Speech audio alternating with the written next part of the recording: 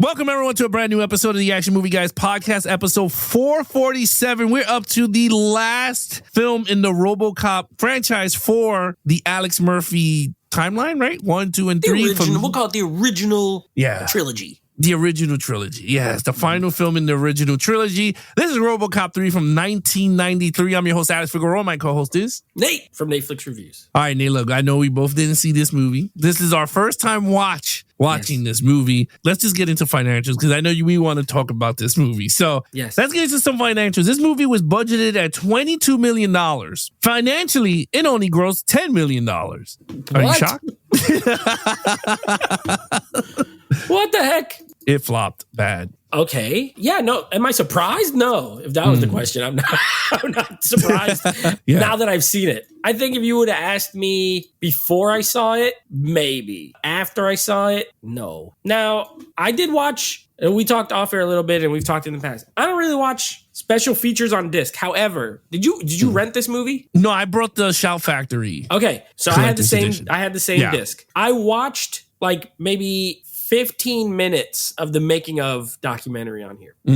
And before I give the Rotten Tomatoes score, your boy directed it, Fred Decker. He talked about it, Night of the Creeps. He directed Night of the Creeps. That's why he's your boy, because he directed Night of the Creeps. I know you like that movie. He directed a movie I like called Monster Squad. So he's done a movie each of us like a lot. However, neither of them were big hits when they came out. His career got sort of resurrected because Robert Zemeckis tapped him for some Tales of the Crypt episodes that they enjoyed. And he also wrote with Shane Black. They were like, they're friends and they wrote movies together. Anyway, I'm saying all this because we did RoboCop 2. That was written by Frank Miller, if you remember, and directed by Irvin Kershner, director of freaking Empire Strikes Back and RoboCop 2. So this time, Frank Miller came back and they asked if Shane Black and Fred Decker wanted to write RoboCop 3. And Shane Black said no. He didn't want to do it because he was working on another movie. And Fred Decker said, I can't write without him. So basically what they did was they took a script by Frank Miller, who wrote 2, and then Decker just like rewrote stuff. So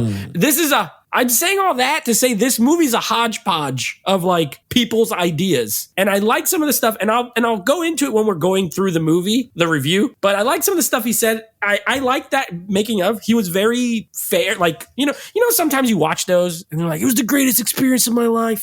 And it was like, I'm so proud of this movie. Yeah. I feel like he was very honest with a lot of things and I appreciated watching it. So we're going to talk about it, but let me give you some Rotten Tomatoes scores because these are horrible. Now, RoboCop 2 had a huge gap, if you remember, from 1 to 2. The gaps are smaller, but the numbers are tiny here. So this only had a 19% drop in the critics, but that took it all the way down to a 9%. So this has a 9% critic score on Rotten Tomatoes. The audience score was a bigger drop at 22%. So it went down 22%, and that took it a 15%. So a 9 and a 15, horrible numbers. Very bad. I want to know the 15 people that gave it positive. Yeah, who likes this movie? That's what I want to know too. Well, listen, it must have some audience. If Scream Factory put out a collector's edition, but I have a theory, which we'll get to, but I want to know who in 2025 likes RoboCop 3.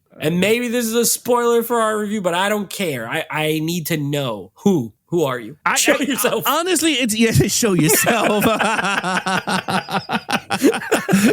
Reveal yourself to us. Reveal yourself, you coward. You coward. No, I agree. I mean, it's a very shocking. When you look at these, like, 9, I get. Okay, great. 15. 9, no, 1 digit, a single digit. That's horrible. I get it. 15 to me is like a shocker. I'm like, oh man, really? I thought this thing was going to be lower, like in a 5 bracket for the audience. But I guess the fact that you just said 15 is shocking because it's high lets you know about this. The first one had a 92 critic score. That means this has an 83% drop from the first movie. 83% drop. I don't know if there's one bigger that we've ever done. I'm not gonna lie. From 1 to 3, 83%. No, there has never been a drop like that. Now, I will say we got to get into the review now. All right. So look, lead character Peter Weller's not back as Alex Murphy / Robo. Okay. He's not. This ugly guy is in Lois is back. The original actress is back. Lois. Nancy Allen. Yeah, she's back. And a lot of OCP people are back. The news anchors are back. Right? The media guys. And the police chief? The police chief is back. Yes. Go ahead, take it away. What do you think? No. All right. So this is RoboCop is played by Robert Burke in this movie. Robert Burke. Okay. And I'm being serious. Okay. I gave it a 1. And I'm going to tell you why. RoboCop, you correct me if I'm wrong. You watched this movie as well. He doesn't show up until it feels like 20 minutes into the movie. You don't even see RoboCop. You're like going around in Detroit, which by the way, none of these movies are filmed in Detroit. The first one was filmed in Dallas. The second one was filmed in Houston. And this one was filmed in Atlanta. So you're going around Detroit and you're with this little kid and CCH Pounder from your movie that was Psycho, one of them, 4 or whatever. She's in there, and with I'll save it for villains. Anyway, you're going around. You know RoboCop. Where is he? I don't know. Where's RoboCop? And so just off of that, it all of a sudden felt like this is not even a RoboCop movie. He plays a side character in a movie about him, and for me, that's like an automatic, it lowers the score to maybe a 2 to start. But then this is the worst version of him. In every way. He's ugly. The guy doesn't look like Peter Weller. His voice is horrible. He doesn't sound like him. He sounds wimpy compared to Peter Weller had a great voice. Dead or alive, you're coming with me, or stop it, creep. But when this guy says it, it's not. It's stop, creep. It's not as good. And they abandon all this. There's parts where he's remembering his wife and kid and stuff, but at this point, he's a toy, honestly. RoboCop is a toy. He has a jetpack. Terrible.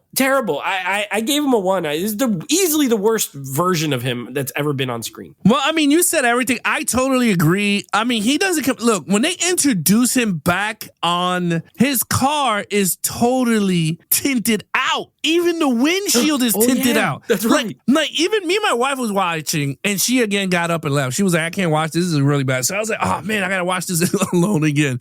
When they introduce the character, the cops are getting chased, and all their cars are non-tinted. But then when RoboCop comes, car is all limousine tint black, you can't see in it. And they're like, man, this cop, there's something different about this cop, man. And they're driving. And I was like, oh, he goes, the corny ass 90s dialogue is kicking in. When he shoots out of the freaking ceiling and comes out like he's about to sing a song, I said, I'm done.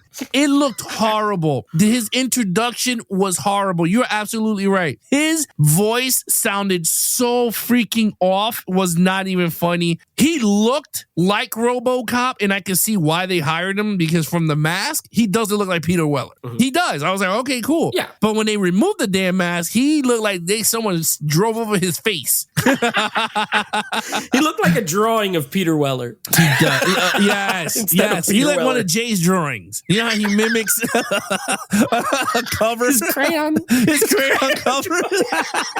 Oh, Grand Theft Auto 6. Yeah. Yes. That's what it looked like. And it's just one of those things that I just shake my head at. I'm just like, you know what? I'm just done.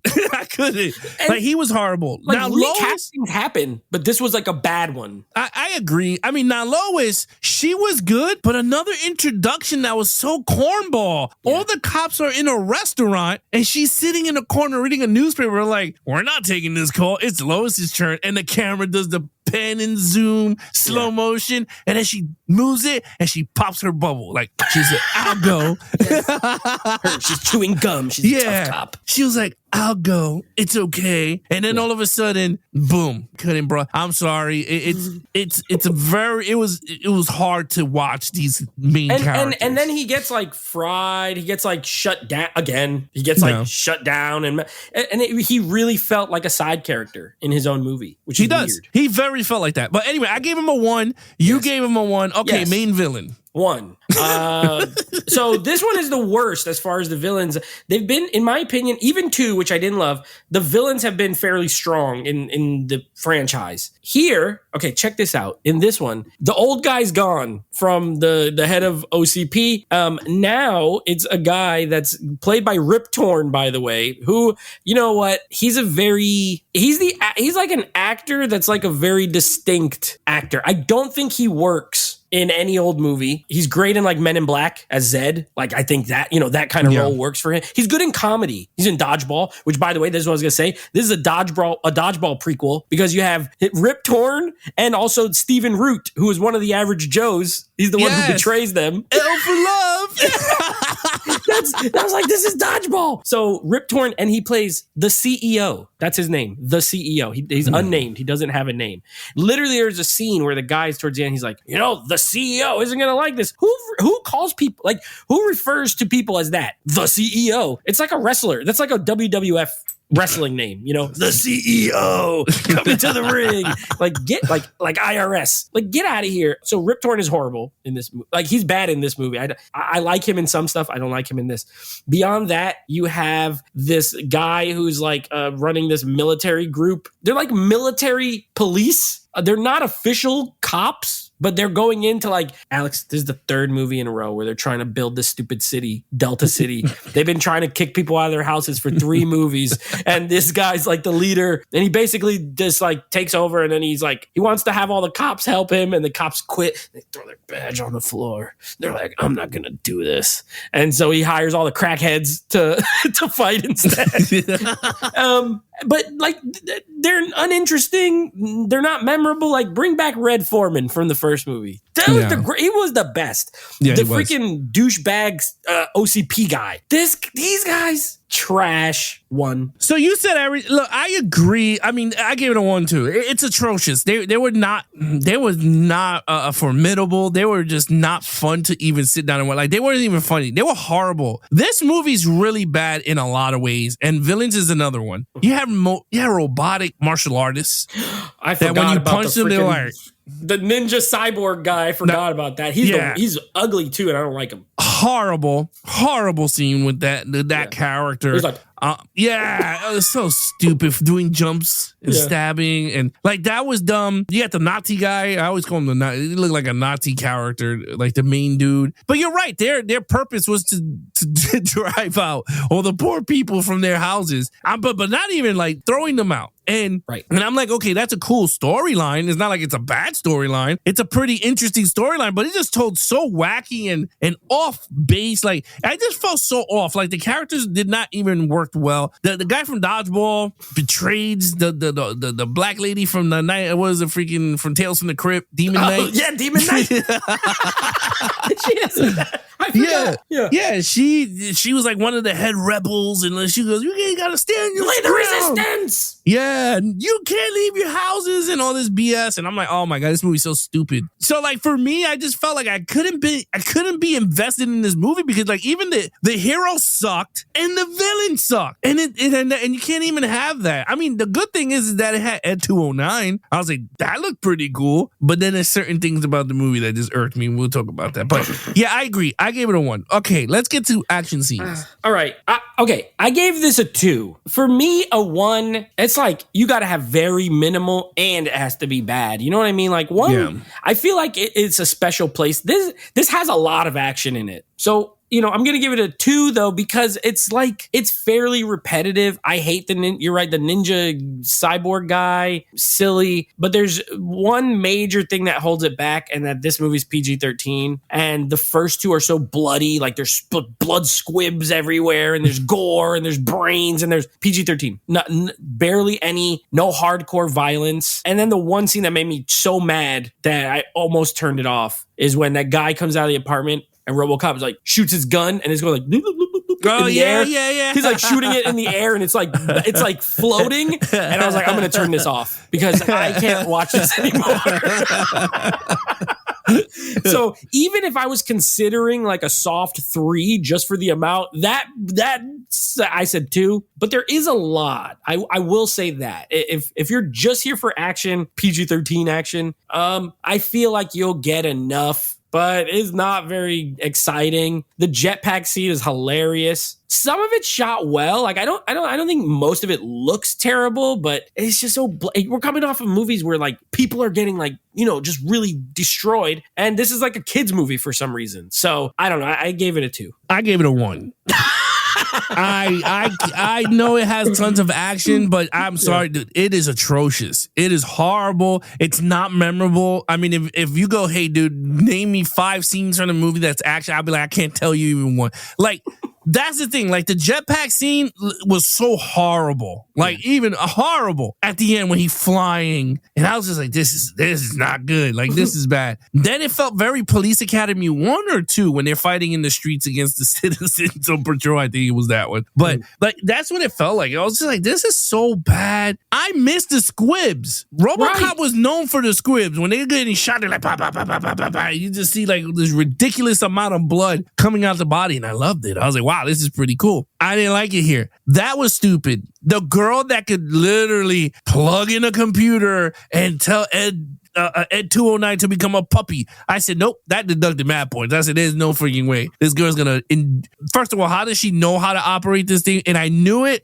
when they foreshadow her house and you saw the body parts of RoboCop and Ed 209 open and she's tapping away on this stupid keyboard. And I said, don't tell me she's gonna reprogram RoboCop. She's doing like calculus or something. Yeah. And I was just like, nope. Yeah. Like, that scene was dumb. Them raiding, that was dumb. Lois dying deducted more points because I was like, this is so stupid. Another foreshadow. Lois, do you need a bulletproof vest? Nah, I'm going out with my partner. And remember she when gets RoboCop shot. Gets his arm chopped off, but he magically can like fit that gun into it? Yeah. He just like plugs it in like a Lego. Yeah, he goes, pew, pew. Yeah, he's like, oh shoot, no arm. I'm a Lego man now. It's so ridiculous. Like, I don't know. I just felt like everything was so convenient for RoboCop. It was like, well, now you don't need to recharge because your backpack could do it. Oh, later in the movie, he's going to need it. Like, exactly. It felt very 007. You know how when you watch a 007 movie and Q was like, well, here's her watch that's X-ray. Well, look at this. 2 scenes later, he uses the watch because he has to infiltrate the thing so he can read. So, I don't know. I just felt like there's a lot of scenes here that's just whack. But my favorite scene, I mean, and not favorite, I'm just saying in terms of stupidity. My favorite scene is at the end when he turns on the jetpack and he fires the dude's leg and then he grabs the girl and miraculously the girl's hanging on back of him. He's flying out the OCP. Oh my gosh. And it was a nuclear weapon that blew up. It wasn't no bomb, bro. That shit was like an atomic weapon. That shit said boom. I was like, what? This dude ignited a nuclear device in Detroit. I was like, that's crazy. Oh my gosh. So anyway, I gave it a 1. I couldn't. I mean, you're right. It did have action. It did. Even when RoboCop drove off the damn parking lot to land right next to Lois and then he comes out and he's shooting and he's like, I couldn't, bro. I couldn't. I was like, this is so atrocious. It's so bad. And then you got the, what was it called? The punk gang, the Nukem gang. They got their stupid little drawing on the wall. I don't even remember. The splatter gang. The splatter punks. The splatter punks. Yeah, splatter punks. That's what it was. The splatter gang. Oh, yeah, splatter punks. She was horrible. All right. 1 for me, 2 for you. All right, storyline. All right. Okay. I agree with you 1,000,000%. I was waiting for this part. The freaking, you know me with kids in movies. You know, like, sometimes I like a kid actor in a movie. It's fine. I hate this kid in this movie. Oh, I gave the storyline a 1, by the way. I gave it a 1. Okay. First of all, maybe I feel bad. And I don't know. I thought it was a boy most of the time. I didn't even know it was a girl. I didn't know it was a girl. Matter of fact, I watched the entire movie thinking it was a boy. And when I got to the special features, and he's like, the little girl. I'm like, the little girl.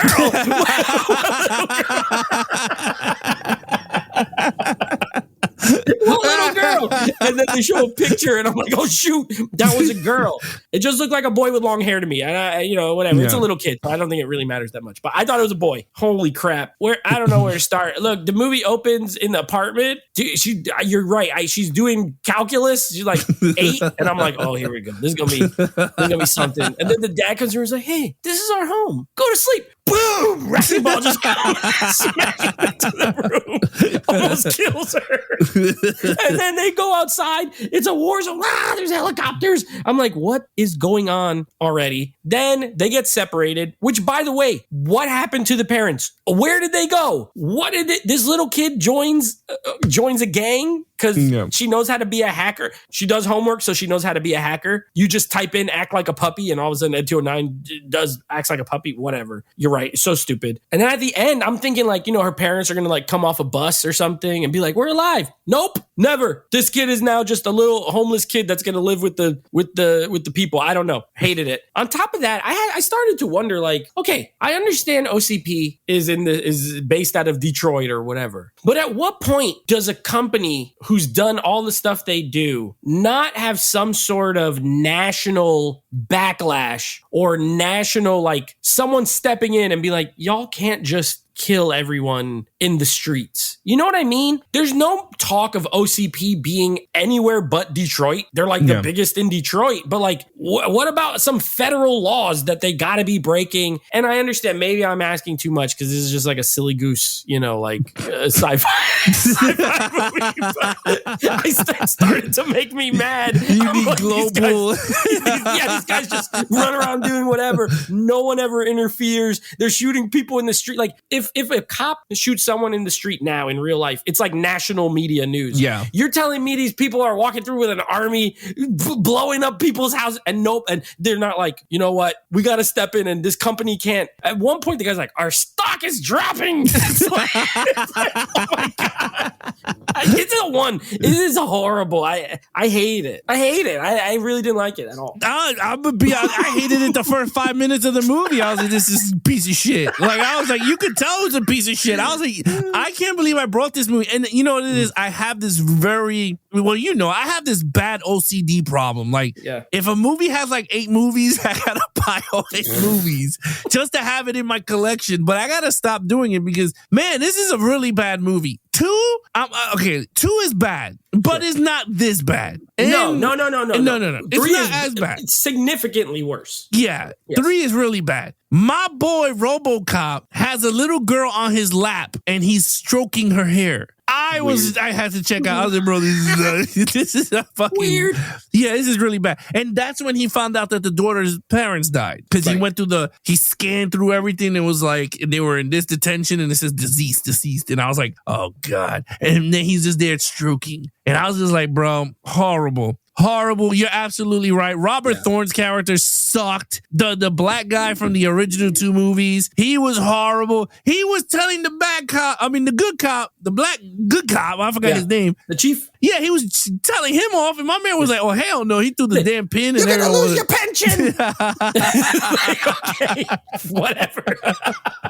Like, I just felt like the movie was the necessity of storyline was just, from what you said, because you saw the background story and everything, it feels like thrown on a wall and said, all right, we're going to do another RoboCop movie. It just felt so weird and horrible, and it felt very low budget, like sci-fi movie. Yeah. It felt like a sci-fi special event movie of the year. Because honestly, it just does not felt like, I will say this though, the music, there's something about the music. They brought back the original score. They did bring it back, but I don't know, because this movie is a piece of shit, and I'm telling you guys, it's a piece of shit. But when the music kicks in, I started to get a little bit, I was like, okay. Like the scene where Lois, like he's getting rebooted again, and then it plays Lois's memory, and she's like tweaking his jetpack, and she goes, you gotta get him, Murphy, at all costs. And all of a sudden he rips off and you hear and he grabs his helmet, he grabs his Captain Hook arm.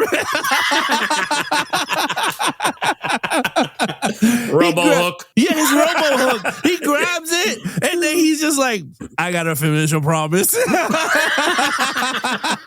And then the music's and I was like, yo, this shit is actually pretty cool. But other than that, like, the music is what elevated this shit movie, but the movie is really horrible from beginning to end. You're absolutely right. It felt very comical throughout everything. Even when, I thought this was funny, even when my man went into the strip hotel room and the bad guy is there. He goes, "No one's gonna find me here." And RoboCop shoots through the door. Yes, and then he throws himself out the window. Oh my gosh! The 2-story building. Yes. Oh, I couldn't stop laughing. I said, "This is so This movie is kind of funny. It's fun. No, it's but not on purpose. No, this is a movie that you ask your friends, like, like, let's say you're coming over, and I'll be like, "Yo, guys, grab a box of beers and let's order pizza and let's have a good time laughing." RoboCop 3 is that movie that you put on with your friends because you will be laughing throughout the damn movie. I think so. Yes, but yeah, that's a 1 for me. Okay, overall. I hate to do it. I don't hate to do it. I gave it a 1. I changed my mind. I like to do it. Yeah, the best part of this movie was the score. I'm glad they brought that back. It adds, it is a great theme. Underrated. I'm going to go out on a limb and say the RoboCop theme is one of the most underrated movie themes because it doesn't get talked about much. Even though the original is a classic, that's usually not talked about that much. And it's probably because like a super well-known composer didn't come up with it. No. But if this was like freaking John Williams or Hans Zimmer or I don't know who's Jerry Goldsmith that came up with it, people be like, "Oh, it's one of the best," but it's like not. It's just some guy. I don't even remember who did it, but because of that, I don't think it gets the love. That's the best part of this movie. Everything else is very bad. The behind the scenes thing that I liked that I was mentioning, when the director was talking about the film, and he made one good point that I agree with,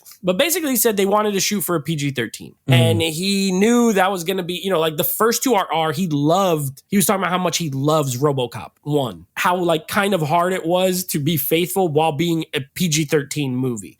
And basically that they had not a mandate, but they had an idea of like, well, all these kids saw RoboCop 1 on TV, and now they had toys, and now they had video games, and they had comic books, and like they had these things that children were consuming, but this is not a children's movie, right? Like the first 2. They hired him because of Monster Squad and Night of the Creeps. I believe Night of the Creeps is a PG movie. I don't think it's rated R. And they hired him because he had an ability to make like edgy PG-13, which, and here's where I agree with him. He's like, in 1990 or whenever this was, he's like, that wasn't a thing. And now that is like very popular, which is true. Like think of a movie like Megan or like a lot of horror that goes for that. Five Nights at Freddy's made like freaking $400 million. The edgy PG-13 is now a thing. And in a way, I agree with him, with Fred Decker, the director, where he was a little ahead of the curve. The problem is that this is a horrible movie for, to do it with. This should not have been the test for it, right? Night of the Creeps, Monster Squad, they fit the bill. Whereas here, this needed to be R-rated. He's like, I had this kid character. I didn't view it as this was going to be for kids to watch, but that's ultimately how it ended up being. You're following around a little girl. She's really the main character, and RoboCop's just there, like, as an action figure. So a very horrible movie. I know why I've never seen it, and I already sold it. I put it on Mercari. It sold in like 5 minutes. So I already got it shipped out. Never watching this again. Enjoy it. Glenn or whoever bought it. I don't know. It wasn't Glenn. Whoever got it. It was the director. Yeah. So that's going to be a 1 from me. Yeah, I mean, it's a 1 for me too. The composer of RoboCop, I think I'm going to butcher this because I think he's like German. Basil Polidorus. Okay. Like who's that? And he might have done other stuff, but I'm just saying he's not like the known composers of the time. Yeah, no, you're absolutely right. And it was songs and lyrics was by him in the city of Prague for the Philharmonic Orchestra. He did the music for RoboCop 3 as well. So they didn't just bring back his theme, he actually also did the score. Oh, so there you go. They brought back the original and it's the best part of the movie, honestly. It is the best part of the movie, but I will say the overall movie stinks. I will be getting rid of this movie also. I got to learn to put this stuff. I think I'm going to put 2 and 3 up because I already got part 2 and 3. I sold 2 instantly as well. And someone bought it. Yeah, they already have it. I'll be getting rid of this stuff too. I'm never going to watch these movies. It's really bad. Unfortunately, it would be cool if it was a really good movie, but unfortunately, it just stinks. But anyway, with that said, Nate, what is your total points? 6. 6 out of 25. Very bad. Very hate it. By the way, I looked up that guy because you said his name. He also did the music for the greatest movie of all time, Tintorera, the Tiger Shark. One of the best. He also did Conan the Barbarian, Conan the Destroyer. Red Dawn, RoboCop, Free Willy, Quickly Down Under, The Hunt for Red October. So he's done some movies. He's done some movies. I just didn't know him by name. Yeah, I mean, he's not like you're right. He's not like a big type. I'm gonna be honest with you. I didn't even know John Williams did the Harry Potter score. See, only the first one. But because I know him for Jaws. I know him for Star Wars. And then when we walked through the whole damn Universal, I'm like, damn, this thing is pretty. Who did this song? And I looked it up. I was like, John Williams. Oh, holy shit, this dude did another big one. Yeah, the best of all time. But then you have Danny Elfman, right? With the Danny Beetlejuice. Elfman, amazing, who did the music for Epic Universe Monsters Land, by the way. The score that plays in it's original music by Danny Elfman in that little land. Nice. So that's pretty cool. Yeah. But anyway, with that said, my point was 5. I give it a 5. It's the worst score that you can give a movie. The worst score possible on our show. Yeah, it's the worst of worst. But all right, Nate, what's coming up next on the podcast? Yeah, not this, thank God. Okay, coming up, we will have a continuing on with our comic book movies that do not have sequels, one-offs. We have Scott Pilgrim versus the World, and then we will wrap up this RoboCop franchise with the remake from 2013, something like that, with Joel Kinnaman. I remember he plays RoboCop. You got Samuel Jackson was in that. Michael Keaton. Yeah, Michael Keaton was the bad guy. You got Gary Oldman. The doctor. Yeah. Yes, and I forget the one who plays the wife. It's Abby Cornish. Abby Cornish. She was in Sucker Punch. She plays the wife. So yes, we will be doing the remake, a movie I remember liking, but I haven't seen it in like 10 years. So we'll see. Yeah, I haven't seen that one in a while either. It's been a while. So with that said, guys, you guys want to follow us at our social media accounts? Please follow Nate over on Instagram at Netflix Reviews. Check out the podcast with him and his friends called Netflix Movie Reviews. Anything action movie guys, head over to youtube.com/action movie guys. Subscribe, leave the comments there. Then of course you can take us on the go with the Action Movie Guys podcast, available on all podcast platforms. Again, I'm your host, Alex Figueroa. My co-host is Nate from Netflix Reviews. Be awesome to each other and geek out.